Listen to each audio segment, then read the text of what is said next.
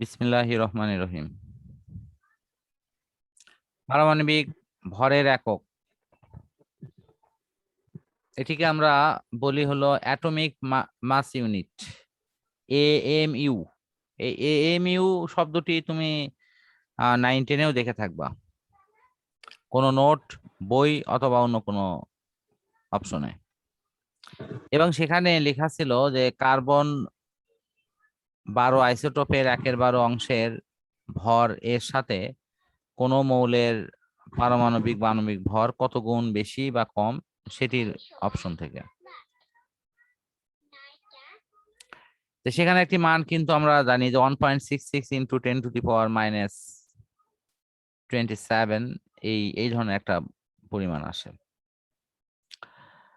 তো এখানে ছোট ছোট কিছু ক্যালকুলেট আছে, সেই ক্যালকুলেট গুলো আমাদের কিন্তু একটু করা উচিত। এই জন্য এই যে এগুলো নৈবেত্তিক এবং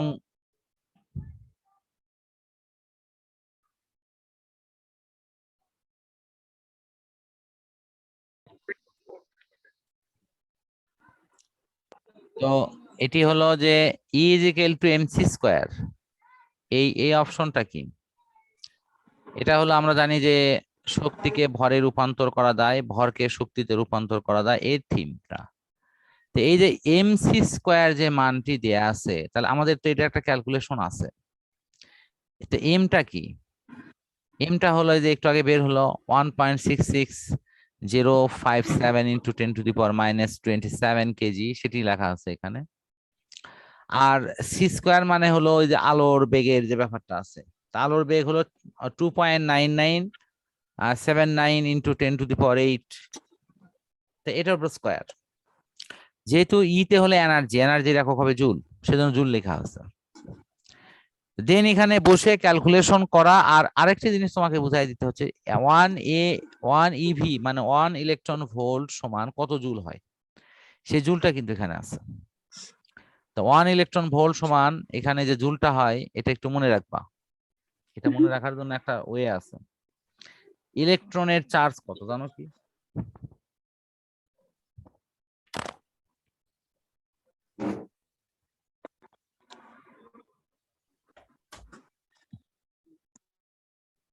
ইলেকট্রনের চার্জ কত?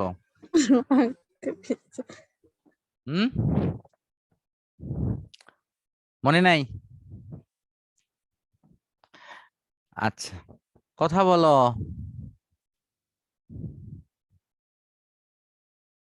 ইলেকট্রন অথবা প্রোটনের চার্জ কত?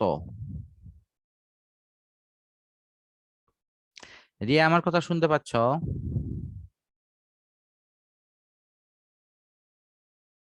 হ্যালো?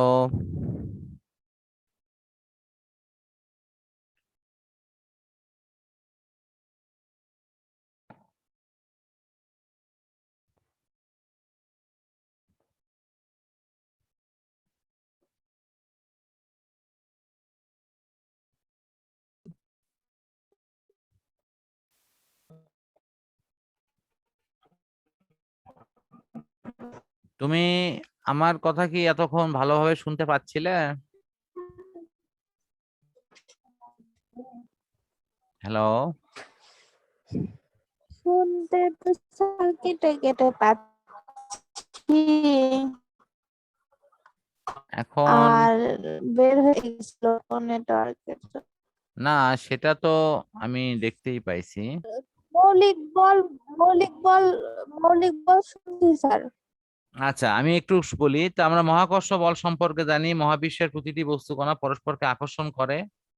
আর তাড়িত চুম্বক বল সম্পর্কে জানি, তড়িৎ বলের একটি ক্রিয়া, এবং তড়িৎ এবং চুম্বক বলের সম্মিলিত প্রচেষ্টায় এই বলটি ক্রিয়া করবে। যেখানে তোমার হলো এমন একটা মানে বল তৈরি হবে, যার ফলে সেখানে আকর্ষণ